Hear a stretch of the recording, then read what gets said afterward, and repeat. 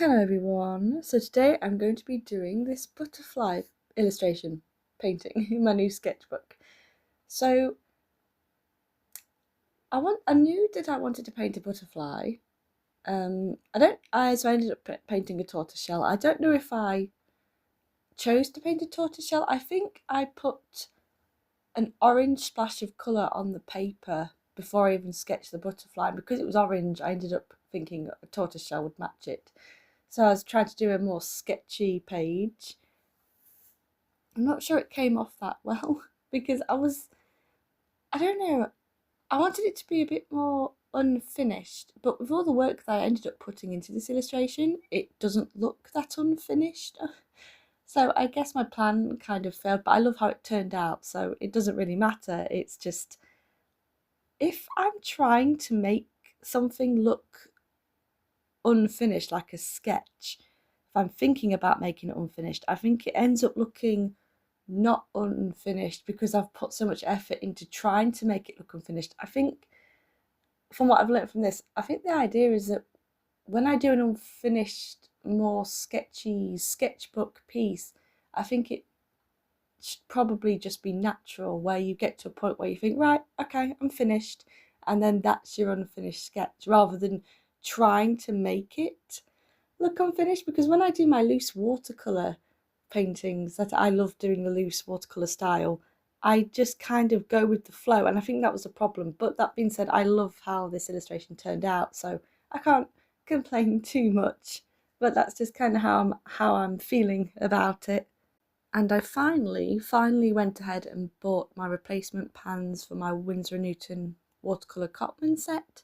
So that's just my little, the one that I'm using in this video is that little bean tin kind of setup I've got going on. So I finally got my Gamboge, my indigo and my sap green. They're my most used colours, so I always end up replacing them first. And if you leave me a comment as a watercolour artist, or actually any type of artist, any art medium, is there any colours that you always end up having to replace the most, or an art material that you have to replace most compared to others? And that could be like, maybe you use your pencils more than you use your paints. I don't know. So for me, it's those particular colours, because I really want to replace my light red because I don't use it a lot. But because I don't use it a lot, I never get a chance to replace it, because the light red is I don't want to insult light red, but it's a bit dull for me. I really want a bright poppy kind of red, but because I hardly ever use it, it's going to be a long time until I need to replace it. And even though I did just kind of insult my light red, I did actually use them to paint the butterfly's wings, which is a tortoise shell, so I guess I can't really insult it too much.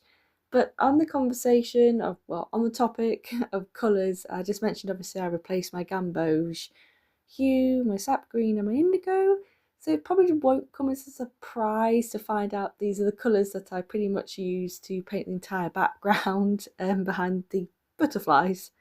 So moving on to the butterflies themselves, like I said, I used a light red, but I did put Gamboge hue down because on the tortoise shell they have a bright, kind of like a really bright yellow in some spaces. So I was going to do it and then blend them together.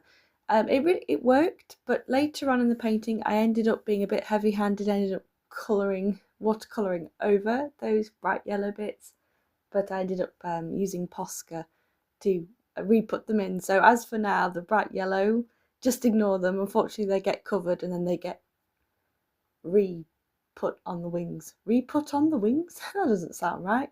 Re-put on the wings. Put back on the wings. There you go. Put back on the wings.